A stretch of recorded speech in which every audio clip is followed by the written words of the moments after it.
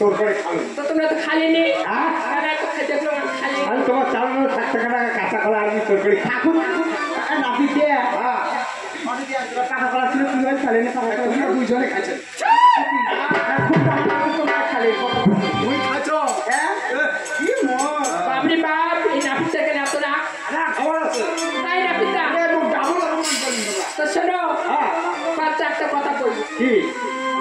বাচ্চা আমরা লেগে আসছি কে আরো আসছেন তোমরা নাচন খোসর ও বিয়ে বাড়ির কাজ কামাই করবার জন্য আসছেন আর তোমরা